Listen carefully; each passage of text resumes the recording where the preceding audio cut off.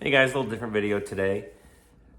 Thought I'd talk about some pilot watches. Pilots tend to wear big watches. And there's a couple I was going to compare. One is the kind of quintessential pilot watch is the Breitling Navitimer. That was always kind of a dream watch, I thought, for me. And it's a solid, good mechanical watch. And then I found another one, the Mido, another Swiss brand. Oceanstar also has a GMT hand, a lot of bang for the buck on that, Swiss movement. So I thought I'd just compare and contrast those watches and maybe throw in a quartz one as well and just see what you think. A couple of pretty nice Swiss watches. Okay, so here are the two watches we're comparing today. As far as traveling and being a pilot, especially if you're changing them to time zones, it is nice to have that second time zone. The GMT does that for you. So here's the Mido Oceanstar. I don't know if a lot of people will compare these two watches, but I compare them for the functionality of them. So here it is, the Mido Oceanstar. It's a Swiss-made watch, mechanical movement, very, very accurate, within 1 or 2 seconds per day. You can see the GMT hand right there, pointing at just between 16 and 18, so about 17. What that tells me is 5 o'clock, which if it's 11 o'clock Central Time, you add 6 hours, that's the time. In Greenwich, that's Greenwich Mean Time. So with pilots, that's the time we operate off of. So I could always track that. Instead of looking at the hour hand, I look right here. When I'm looking up weather or things aviation related, I know it right away. So nice presentation box on the Mido. Very good quality. Like it says in here, 1918 is when it started, this brand. So it's actually a pretty good history behind this brand of watches. Not quite as popular, as fancy as some of the other ones you'll see made in Switzerland, but good quality. I'm really happy with it. It's got a quality case. I actually have a metal band I'm going to put on it. It has this unidirectional bezel that just clicks really nice and positive. Only turns one way. If you ever wonder why, if you want to time something, you put this index here right in your hour hand, and then you just count the hour hand off, counts up to about 20 minutes. That, if you're diving, let's say, might be all the oxygen you have. So if you accidentally bump it, you can't bump it that way. You can only bump it in this direction, which means you'll get to that 20 a little sooner, you won't run out of air. So there's a reason why these only turn one way, and it's kind of important. But the Mido is a pretty economical Swiss watch. That's maybe, for a Swiss watch, it's maybe $1,000 for this watch. Sometimes you get them a little bit cheaper, but beautiful dial, high quality. It almost looks like there isn't even a crystal in there unless the light hits it just right. So super happy with this watch overall. Works great. It's a little bit big, but a pilot watch is supposed to be big. I don't even know if they just market these to pilots. And this is, for me, has always been the holy grail of pilot watches. The Breitling Navitimer. Again, you see that it has the GMT hand. A little harder to read. The numbers are much, much smaller. If I zoom in that big, you can kind of see it. I don't have the GMT hand set on this one. High quality. This one, my experience has been within less than a second a day of accuracy on the Breitling.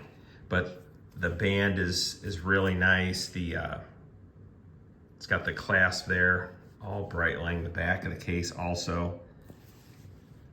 So price-wise, if you want to buy a Mido, you could buy about 7 of those for one of these. So these are kind of expensive, and it's like a lot of material things, right? You think it's really neat, you think, wow, that would be just the ultimate. Then you get it, and after a while, it's just a material thing, and it loses some of its luster. So if anybody's really looking for a Breitling Navitimer or something even more high-end, just know that it's neat, it's fine, but it's not going to change your life at all. Material things often don't. But it's a cool historic watch. They started making the Navitimer in 1954, so this year they're 70 years old. And lots of different itinerations, lots of different colors. This one, you notice both of them have kind of the blue going on. So it's got, the blue dial, the GMT hand. There actually is a slide rule computer here on this one. It's not a unidirectional bezel. But you can move this, and if I had the eyes I had 20 years ago, I could actually do math computations and fuel and time and distance. It's just kind of for show, though. You don't really use all of that, but You know, it's a Breitling. It's got a lot of history. It's not like some of the other Swiss watches you'll find that hold value and go up in their investment pieces. Breitlings go down in value. Breitlings don't increase in value. They'll always be worth something though. But overall, this one is probably it's as accurate as the Mido, maybe even just a little bit more, maybe a second a day. I mean, really, really accurate. Kind of begs the question, why do you get a mechanical watch at all, right? The quartz watch is going to tell better time. It's going to be cheaper. It's, I don't know. This watch is full of gears and jewels and springs, and you wind it up once and then just moving around, it winds itself. And it's kind of got, it's almost like it's alive. It's got a heartbeat. You could listen to it tick away, and it's all engineering and science, and it keeps time, and it keeps pretty good time. A quartz will do it better as far as accuracy, but I don't know, it's just not the same thing. You throw a battery in, you tell the time, I guess that's okay. But let's say you do have to take this watch and you have to, every month or so, you have to reset the time. I mean, it's just, you're interacting with the watch, it's fine. It's really not a big deal at all. Another watch I could show you, so you have these two. Once again, the Mido. I really like this watch. One of the reasons I like the Mido a little better is I could see the GMT better. I could time things easier with this bezel, setting it. Everything's just bigger and easier to read. Maybe it's because I'm getting older. But it's also a simple, kind of classic looking design. The Navitimer just has so many knobs and buttons and timers, and it's so busy. Sometimes I look at this dial and I don't know what time it is. So that could be a problem, right? There's just so much going on, but it's neat. I mean, I just like the history of it. I like, that the watch, it's a chronograph, right? So you hit the stopwatch button. If you could even see that little timer, see the little hand going now. So you start timing stuff, and then this bottom dial tracks the minutes. You stop it, stop the timer. It's hard to do one-handed. Hit the reset, and the hand goes back to the top. So that little more functionality with the stopwatch function on the Breitling. I'd say the Breitling's maybe a little dressier, a little fancier. But the Mido, I've really liked this watch. Swiss movement, super accurate, attractive looking watch, functional watch, and really well made. I mean, the ceramic bezel, sapphire crystal, got a little world, some kind of world time zone map on the back. That's gonna be really hard to get to show up on camera because it's like a mirror. But between the two of them, I don't know. Obviously the Breitling's kind of more of a family heirloom. And now it stopped focusing. Breitling's more of a family heirloom, hand it down. Mido doesn't quite have the cachet or anything, but I don't know if I'm about that anyways. There's another watch that's actually my daily, if you want to compare, and that's just a Seiko Flightmaster. This is a quartz watch. Looks like it has the aviation style, has a stopwatch on it. This is quartz. You set this once and you forget about it for months, other than just bumping the date a little bit.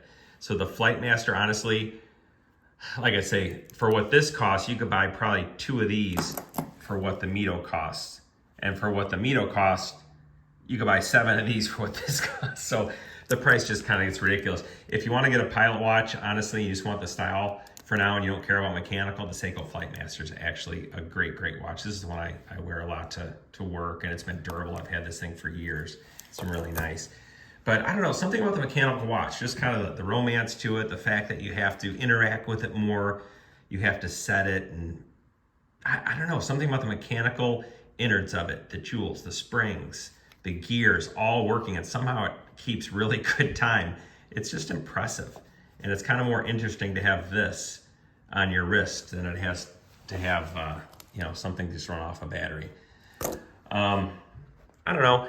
Looking back on it, the Breitling, do I regret it? I don't know if I regret it. I don't know if it was a great idea. It's one of these watches where it's expensive enough. I'm not going to wear it to work. I'm not going to bang it, on the side of the airplane as I'm trying to put my suitcase away and scratch it and destroy it.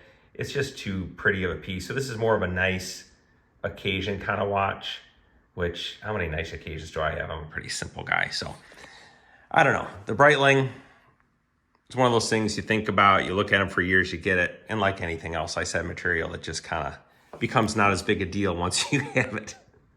So don't be chasing material things. It's not gonna do it for you. But it's neat, it's mechanical, it's historic. Between these two watches, the one I choose to wear, honestly, is the Mido. It still has the mechanical coolness. It's got the functionality, extra hand. It's got the timer. It's funny how many times during the day I will time stuff. You know, I need to just time something quick. I guess you have your phone, but it's just more fun to time it with this unidirectional bezel. You put the bezel on the minute hand and then it just ticks off the minutes. So I actually have a new bracelet for this too, a metal one I'm probably gonna use. That might improve it. So there it is, just showing you a couple of pilot watches. Of course, they're a little oversized, a little bit big. They're busy. That's kind of like the fashion statement of a pilot watch. And let me know what you think. Are you more of a Mido person or a Breitling Navitimer person, or just a good old Seiko Flightmaster? Just the day-to-day, don't worry about it. No romance, no engineering, just the battery driving hands. I do like this watch. I wear this watch the most actually, but I'm intrigued by these. So let me know what you think. Mido, Breitling, none of the above. That's all I got. I guess I have a little bit more. I'm just on a layover in Detroit. I'm gonna publish this video and I realized I didn't show you the new band. So this band on the Mido actually dresses it up quite a bit. Really nice quality band. Makes it look kind of like a whole different watch. So I've actually been wearing this daily now. Back of it even says, let me see, there's a Mido on it. Single hand operation. Oh, open up the clasp. So anyways, just a quick look, the difference with this when you actually put a nicer band on it. Really, really changes it quite a bit. A little worried about hurting and scratching this watch, but I'm telling you, with that sapphire crystal and the ceramic bezel, I have banged it a couple times and I just can't find a mark on it yet. So anyways, now that's it for sure.